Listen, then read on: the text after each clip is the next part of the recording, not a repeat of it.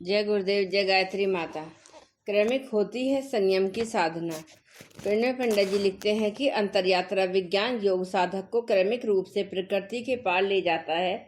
यह प्रक्रिया रहस्यमय और रोमांचक होने के साथ आश्चर्यजनक भी है।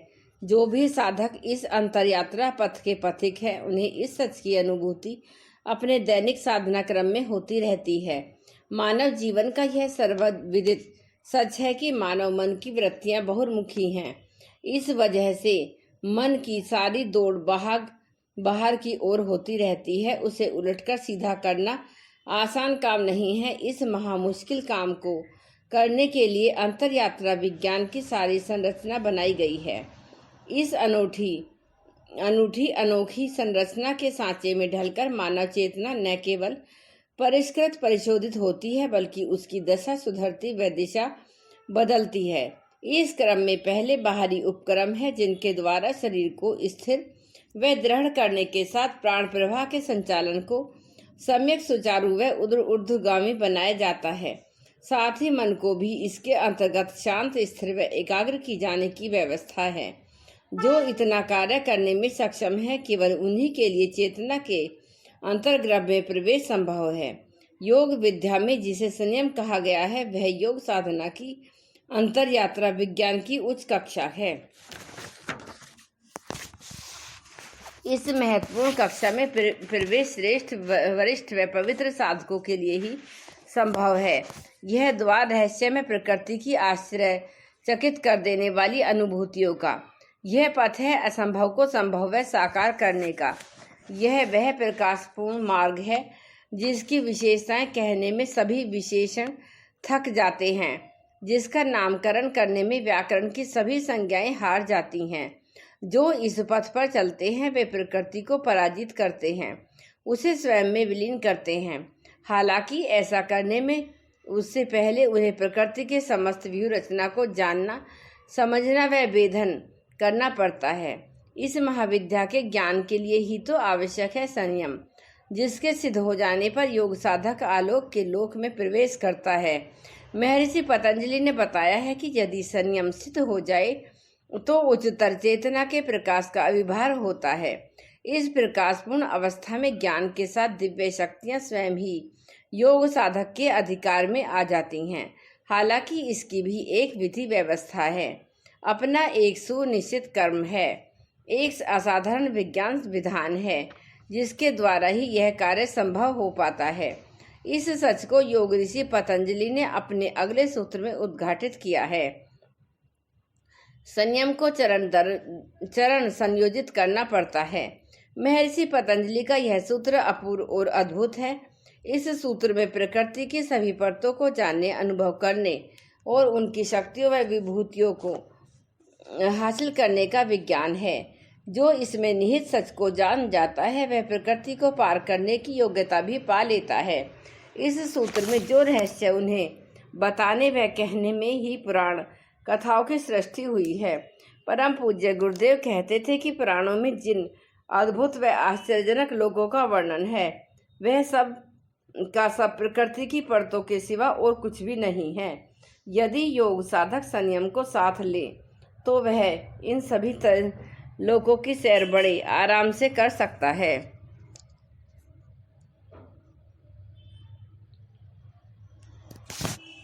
अपनी आध्यात्मिक संगोष्ठियों व वार्ताओं में परम पूज्य गुरुदेव कहते थे कि योग साधना न केवल अंतरयात्रा है, बल्कि उसकी पूरी की पूरी प्रक्रिया एक रहस्यमय, पूर्ण एवं आश्चर्यजनक तीर्थ यात्रा है। एक एक कदम के माध्यम से 8 चरणों द्वारा महर्षि पतंजलि वापस सब धाम की ओर ले जा रहे हैं। योग के पहले 5 चरण यम, नियम, आसन, प्राणायाम व प्रत्याहार के द्वारा वह शरीर से पार स्वयं की गहराइयों में उतरने में मदद करते हैं। शरीर पहली सतह है, अस्तित्व का पहला बाहरी घेरा है। दूसरा चरण है मन के पार जाना। धारणा, ध्यान व समाधि के 3 आंतरिक चरण साधक को मन के पार ले जाते हैं। शरीर व मन के पार है स्व भाव, यही तो अस्तित्व का आत्म केंद्र है, यही कैवल्य है। देह चेतना से कैवल्य तक की यात्रा बड़ी रोमांचक व अद्भुत है। इसके हर कदम पर रोमांच घटित होता है। इस पथ पर चलते हुए अनेकों बार अंधेरों व उजालों का सामना करना पड़ता है। अनगिनत सम्मोहक व विध्वंसक अनुभवों से गुजरना पड़ता है। इन कटीली रपटीली व भटकीली राहों से पार जाने के लिए परम पूज्य गुरुदेव पंच तत्वों का उपदेश देते थे। वह इन्हें योग साधना के पंचशीलों की संज्ञा देते थे। इनमें पहला है तप, यानी कठोर अति कठोर शारीरिक मानसिक श्रम, अदम्य सहनशीलता, मानव महान साहस जो प्रत्येक दुष्कर परिस्थितियों के सामने टिका रहे, और फिर अतुलनीय धैर्य। इन सभी चीजों का सम्मिलन ही तप है। दूसरा तत्व है स्वाध्यायशील होना। इसका मतलब है सदा ही महान योग साधकों के अनुभव से सीखते रहना, नित नए अनुभवों के लिए जागरूक रहना। गुरुदेव के अनुसार पोथी पढ़ने का नाम स्वाध्याय नहीं है, बल्कि यह तो नवीन अनुभवों के प्रति जागरूकता है। इसके बाद तीसरा तत्व है ईश्वर भक्ति। इसमें गुरु भक्ति का सत्य भी शामिल है। यदि साधक में विशेषता है तो उसे सदैव व सर्वकाल में देवी सहायता सुलभ होती रहती हैं, क्योंकि गुरु एवं परमात्मा सर्वव्यापी बनकर अपने अनुगत भक्त एवं शिष्य को सहायताएं पहुंचाते हैं। चौथा तत्व विवेक। वह यह आत्मदीप है जिससे पथ प्रकाशित रहता है। इसी स्रोत से नए नए विज्ञान विधान प्रकाशित व परिभाषित होते हैं, जिनके माध्यम से नए योग अनुभव के द्वार खुलते हैं। पांचवा तत्व वैराग्य है। इसकी प्रखरता योग साधक को सिद्धियों, विभूतियों व योग उपलब्धियों पर अटकने नहीं देती। वैराग्य योग साधक की अटकन भटकन से रक्षा करता है। परम पूज्य गुरुदेव का कहना था कि इन पंचशीलों की संपदा लेकर योग साधक को संयम अभ्यास करना चाहिए। इस अभ्यास क्रम को पहले स्थूल प्रकृति के स्थूल विषयों से प्रारंभ करना उचित है। पुरातन काल में इसी माध्यम से स्थूल प्रकृति के ज्ञान को पाया गया था। फिर वे रहस्य चाहे धरती के हों या शरीर के अथवा वृक्ष वनस्पतियों के, संयम के द्वारा इनको संपूर्णता से जाना गया।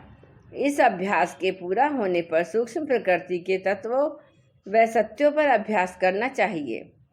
यहीं से लोकांतरों के रहस्य योग साधक के समक्ष अनावृत व उद्घाटित होते हैं। स्थूल की तुलना में इनका क्षेत्र अति व्यापक एवं विशाल है। इसका प्रारंभ प्राणलोक से होता है। यहाँ प्रकाश व अंधकार दोनों हैं। तदनुसार इसकी विभूतियाँ भी हैं। मानसिक क्षेत्र में भी ऐसा ही है। इसकी एक एक परत की विस्तीर्णता बहुत है। देवों के समुदाय से योग साधक यही भेंट करता है। इसके बाद के क्षेत्र प्रकाशपूर्ण हैं। इस परत के बाद अंधेरा नहीं रहता। हाँ, रहस्यमयता व रोमांच अवश्य बढ़ जाते हैं। सूक्ष्मता की इस परिधि को पार करके योग साधक प्रकृति लीनता का अनुभव पा लेता है। जय गुरुदेव, जय गायत्री माता। अनूठी है संयम की विभूति। प्रणव पंड्या जी अंतरयात्रा विज्ञान के प्रयोग योग साधक को धीरे धीरे अंतरयात्रा पथ पर गतिशील करते हैं। इस गति की तीव्रता व निरंतरता के लिए अंतरयात्रा विज्ञान की योग विद्या की समूची संरचना है। इसी के लिए इसके 8 चरण हैं। इनमें से पहले 5 चरण बहिरंग हैं और बाद के 3 अंतरंग। इन दोनों की ही अपनी उपयोगिता भूमिका का महत्व है। बहिरंग चरणों में पहले 2 यम नियम जीवन की प्रक्रिया व गतिविधि को देश काल व समाज तथा परिस्थितियों के साथ समोजित करते हैं। सामान्य क्रम में यह नहीं हो पाता। रह रहकर जीवन का संतुलन देश व काल से, समाज व परिस्थितियों से बिगड़ता रहता है। लेकिन जो यम नियम की डगर पर चलने की कोशिश करते हैं वे इस संतुलन को अनायास ही साध लेते हैं। उन्हें बाहरी घटनाक्रमों से कोई उद्विग्नता नहीं होती। किसी भी परिस्थिति से न तो वे स्वयं विक्षुब्ध होते हैं और न ही औरों को विक्षुब्ध करते हैं। यम नियम की व्याख्या कितनी ही विस्तृत क्यों न की जाती रहे, परंतु इनका सारभूत परिणाम यही है, उद्वेग रहित, विक्षोभ रहित जीवन। फिर भी बाहरी परिस्थितियाँ कैसी भी और कितनी भी जटिल कठिन क्यों न हों। इसी तरह आसन, प्राणायाम व प्रत्याहार की आवश्यक दृढ़ शरीर व मजबूत मन के लिए है। जो अंतरयात्रा पथ पर चलना चाहते हैं उनके लिए इसकी अनिवार्यता है। ऐसा इसलिए क्योंकि शरीर व मन की वह आधार है जिनके बलबूते प्रारब्ध कर्म का शरण व क्षय होता है। यदि इनकी दृढ़ता में संशय है तो ये योग साधना में सहायक व सहयोगी होने के बजाय बाधक व विरोधी बन जाते हैं। इसलिए स्वस्थ शरीर व स्वच्छ मन अंतरयात्रा पथ की मूलभूत आवश्यकता है।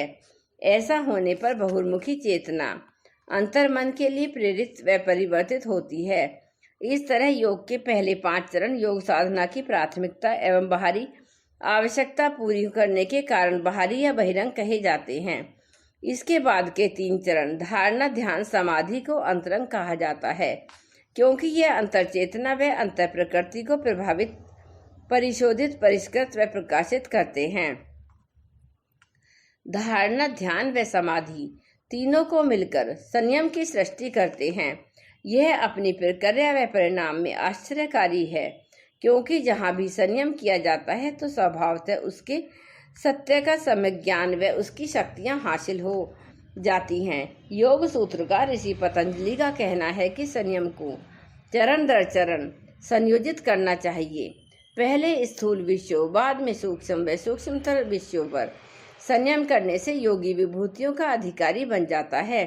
इसके अगले सूत्र में महर्षि पतंजलि इन तीनों चरणों के अंतरंग होने की बात कहते हैं। धारणा, ध्यान व समाधि ये तीनों चरण पहले के 5 चरणों में की अपेक्षा आंतरिक हैं। योग महर्षि पतंजलि अपने सूत्र में गहरे रहस्य संजोए हैं जो योग साधना की प्राथमिक, माध्यमिक और कक्षाओं को पार करते हुए उच्च कक्षा में प्रवेश कर चुके हैं। केवल वही इस सूत्र का सत्य, इसका मर्म समझने की योग्यता व पात्रता रखते हैं। परम पूज्य गुरुदेव का कहना था कि महर्षि पतंजलि जिसे संयम कहते हैं यह प्रकृति के सभी तालों की चाबी है। पहले कहे गए 5 चरण स्थूल प्रकृति को परिशोधित, परिष्कृत करते हैं, इनकी विशेषताओं व सिद्धियों को उजागर करते हैं, परंतु संयम की तो बात ही अलग है।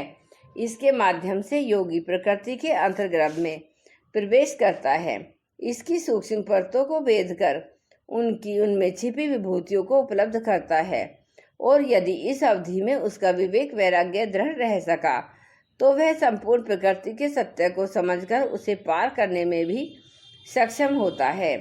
योग साधना का यह क्षेत्र अति रहस्यमय है और बेहद रोमांचक। यहाँ अकल्पनीय घटनाएं साकार रूप लेती हैं, ऐसी बातें जिनके बारे में सोचना, समझना, कहना और जानना प्राय असंभव है, वे सब की सब यहाँ संभव और साकार होती हैं। सामान्य क्रम में जिसे जड़, स्थूल, सीमाबद्ध समझा जा रहा था उसी के अंतर्गर्भ से चैतन्य सूक्ष्म व असीम प्रकट होने लगता है। इसी अखत कथा को कहना व समझना थोड़ा मुश्किल है, फिर भी अति प्रयास करने पर इसके सच को संस्पर्श पाया जा सकता है। इसी संस्पर्श में विभूतियों का वैभव छिपा है। इसे भौतिक दृष्टि से यूं भी समझ सकते हैं कि आमतौर पर पदार्थ की नन्ही इकाइयों के रूप में अणु, परमाणु का अस्तित्व लगभग नगण्य ही है। जब तक नाभिकीय विखंडन की प्रक्रिया का अन्वेषण, अनुसंधान नहीं हो पाया, इन्हें बाद तो इनकी स्थिति ही बदल जाती है। फिर तो जैसे प्रत्येक परमाणु ऊर्जा का महास्रोत बन गया। इसकी सृजनकारी, विनाशकारी शक्तियों ने समूचे मानव समुदाय को चौंका दिया। सभी जान पाए कि यदि परमाणु ऊर्जा का सृजनकारी उपयोग हो तो बड़ी से बड़ी शक्ति द्वारा नूतन सृष्टि का कायाकल्प हो सकता है। इसी तरह यदि कोई सिरफिरा इसका विनाशक उपयोग कर बैठे तो देखते देखते विश्व के बड़े से बड़े महानगर राख के ढेर में तब्दील हो सकते हैं। संयम इसी तरह असाधारण कार्य दिखाता है। योग के पहले 5 चरणों की सीमा जहाँ समाप्त होती है वहाँ से संयम की सीमा प्रारंभ होती है। धारणा, ध्यान व समाधि तीनों एक साथ मिल जाने पर संयम का स्वरूप प्राप्त करते हैं। इस संयम की गति संपूर्ण प्रकृति में सर्वत्र है। प्रकृति में जो कुछ है और जहाँ भी है, संयम के द्वारा सबका सब जाना व पाया जा सकता है। परा व अपरा प्रकृति के प्रत्येक रहस्य इससे सहज ही उजागर हो जाते हैं। सच तो यह है कि जिसने संयम सीख लिया, उसे अन्य कुछ भी सीखने, जानने व पाने की आवश्यकता नहीं है। संयम के द्वारा योग साधक का संपूर्ण व्यक्तित्व, उसका संपूर्ण अस्तित्व ही स्वयं ही मुस्कुरा उठता है। ऐसा संयमवान व्यक्ति स्वयं को लाख कोशिशों के बावजूद छिपा नहीं सकता, क्योंकि हवाओं में उसकी सुगंध बिखरने लगती है। भले ही वह पहाड़ों में चला जाए या गुफा में जाकर बैठ जाए, लेकिन उसकी सुगंध लोगों तक पहुंच जाती है।